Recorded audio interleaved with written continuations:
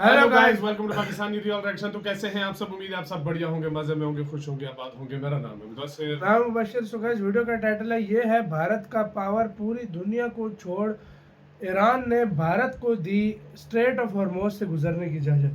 मतलब ऑयल वगैरह पूरी कुछ दुनिया लेकर को जाने छोड़ की के इजाजत दी है। मतलब भारत को ईरान ने फुल फ्लैज इजाजत दे दी है कि बाकी कोई नहीं, पूरी दुनिया में कोई देश नहीं गुजरेगा, इवन के पाकिस्तान को भी नहीं गुजरने दे तो रहे। यार हम किस खून खाते में हम उसका यार हमें कर बस रहे हैं हम यार? हमें उछल रहे हैं भाई, उसकी साइड ले रहे हैं भाई। है वो तो सिर्फ इंडिया को जाके दे रहा है भाई, उसने इंडिया को इजाजत दी हालांकि है। मोदी जी इजराइल गए हैं, उनके हाँ, समर्थन भी किए, हाँ। उनको कॉल भी किए, सब कुछ उसके किया, बावजूद लेकिन इंडिया को ये फिर इंडिया की पावर है, वो इंडिया से इस टाइम पंगा नहीं ले सकता, इससे पता है। तो काउंट डाउन करते हैं 3 2 1 एंड स्टार्ट।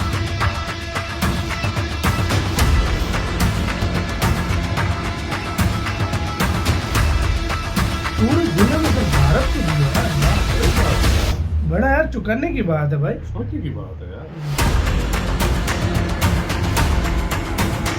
अभी एलपीजी का जो मसला भारत में भरा है वो खत्म हो गया। दुनिया में जब हालात हाँ? सबसे ज्यादा तनावपूर्ण हो, जब युद्ध का खतरा मंडरा रहा हो, जब एक देश खुलेआम धमकी दे रहा हो कि अगर उसके अलावा किसी और देश का तेल टैंकर इस रास्ते से गुजरा तो उसे मिसाइल से उड़ा दिया जाएगा, तभी एक जहाज उस खतरनाक रास्ते का सीना चीरते हुए आगे बढ़ता है और आखिरकार भारत के मुंबई तट पर पहुंच जाता है।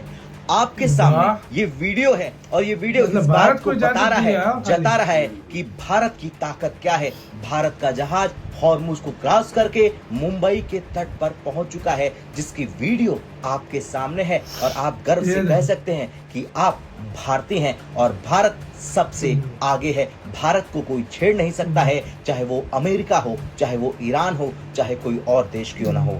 यानी मुंबई तट पर पहुंचा ये सिर्फ एक जहाज नहीं था, ये भारत की रणनीतिक ताकत, कूटनीति और ऊर्जा सुरक्षा का बड़ा संदेश था, क्योंकि ये जहाज आया दुनिया के सबसे संवेदनशील और खतरनाक समुद्री रास्ते स्ट्रेट ऑफ हॉर्मुज से होकर, और इस जहाज के मुंबई पहुंचते ही ईरान की धमकी हवा में उड़ती हुई नजर आई। पश्चिम एशिया में पहले तनाव के बीच दुनिया की निगाहें टिकी हुई है स्ट्रेट ऑफ हॉर्मुज पर। ये एक ऐसा छोटा समुद्री रास्ता है, लेकिन इसका महत्व इतना बड़ा है कि इसे दुनिया की ऊर्जा लाइफलाइन कहा जाता है। दुनिया के कुल तेल सप्लाई का लगभग 20% हिस्सा इसी रास्ते से गुजरता है, और अगर भारत की बात करें तो भारत के कुल ऊर्जा आयात का लगभग 50% हिस्सा इसी मार्ग से होकर गुजरता है। इसी वजह से जब यहाँ तनाव बढ़ता है तो पूरी दुनिया की अर्थव्यवस्था हिलने लगती है। हाल ही में पश्चिम एशिया में बढ़ते संघर्ष के बीच ईरान ने कड़ी चेतावनी दी थी। ईरान ने कहा था कि अगर उसके अलावा, चीन के अलावा और किसी देश का तेल टैंकर स्ट्रेट ऑफ हॉर्मुज से गुजरता है तो उस पर मिसाइल हमला किया जा सकता है। इस धमकी के बाद हालात बेहद तनावपूर्ण हो गए कि जहाजों की आवाजाही लगभग ठप मान ली गई। जहां आम दिनों में रोज लगभग 60 जहाज गुजरते थे, वहीं अब 2 से 3 जहाज इस रास्ते से गुजर रहे हैं। तेल कंपनियां और शिपिंग कंपनियां दोनों में ही डर का माहौल था, लेकिन इसी बीच एक जहाज ने इतिहास बना दिया। रिपोर्ट के मुताबिक शेनलोंग नाम का एक भारतीय विशाल टैंकर 1 मार्च को सऊदी अरब के सबसे बड़े तेल निर्यात टर्मिनल से रवाना हुआ। इस जहाज में सऊदी अरब का कच्चा तेल भरा हुआ था। ये जहाज शेलोंग शिपिंग लिमिटेड का है और इसे ऑपरेट करती है ग्रीस की कंपनी। कई दिनों की यात्रा के बाद ये जहाज 10 मार्च को भारत की मुंबई तट पर पहुंच गया। यानी ईरान की धमकियों के बावजूद ये टैंकर हॉर्मुज जलडमरू मध्य पार करके भारत पहुंचने वाला पहला जहाज बन गया। अब जब ये जहाज सऊदी के टर्मिनल पर था तो उसका ड्राफ्ट यानी पानी में डूबा हुआ हिस्सा लगभग 9.3 मीटर था, लेकिन जब ये मुंबई पहुंचा तो ये बढ़कर 15.8 मीटर हो गया। और एक्सपर्टों के मुताबिक ड्राफ्ट में इतना बड़ा बदलाव साफ बताता है कि जहाज पूरी तरह से तेल से भरा हुआ था। अब इस कहानी का सबसे दिलचस्प हिस्सा यहाँ से शुरू होता है। ट्रैकिंग सॉफ्टवेयर से पता चलता है कि जब जहाज स्ट्रेट ऑफ हॉर्मुज के करीब पहुंचा तो उसने अपना AIS यानी कि ऑटोमेटिक आइडेंटिफिकेशन सिस्टम बंद कर दिया। ये सिस्टम जहाज की लोकेशन बताता है। AIS बंद होने का मतलब है कि जहाज कुछ समय के लिए रडार से गायब हो गया, और जैसे ही जहाज ने जलडमरू मध्य को पार किया, AIS फिर से चालू कर दिया गया। इससे कई एक्सपर्टों का मानना है कि यात्रा शायद एक बेहद संवेदनशील और रणनीतिक ऑपरेशन थी। इस पूरे मामले में एक और दिलचस्प मोड़ आया। अमेरिका की ऊर्जा मंत्री ने पहले ही एक ट्वीट किया जिसमें कहा गया यूनाइटेड स्टेट्स नेवी ने तेल टैंकर को सुरक्षा देते हुए स्ट्रेट ऑफ हॉर्मुज भारत पार को कराया। इजाजत दी है। लेकिन कुछ ही देर बाद ये ट्वीट डिलीट कर दिया गया। बाद में व्हाइट हाउस ने सफाई देते हुए कहा कि अमेरिकी नौसेना ने किसी भी कमर्शियल जहाज को सुरक्षा नहीं दी। यानी सवाल अब भी बना हुआ है कि आखिर ये जहाज इतनी आसानी से वहां कैसे निकल कर गया। बता दें इस तनाव का सबसे बड़ा असर तेल ढुलाई के खर्च पर है। 27 फरवरी को जहाज में तेल का किराया था $51 प्रति मीट्रिक टन, लेकिन 10 मार्च तक ये बढ़कर $158 प्रति मीट्रिक टन हो गया है, यानी लगभग 3 गुना बढ़ोतरी। अगर यही हाल रहा तो आने वाले समय में दुनिया भर में पेट्रोल और डीजल की कीमतें आसमान छू लेंगी।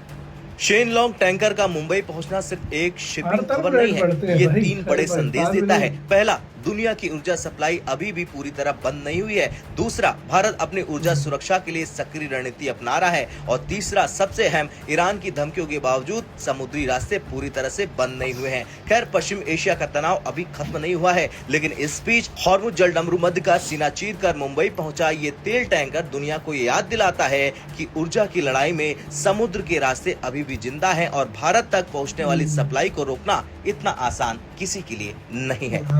इसी के साथ वीडियो खत्म। यार सीधे लफ्जों में बोलो, भारत को इजाजत दी ईरान ने।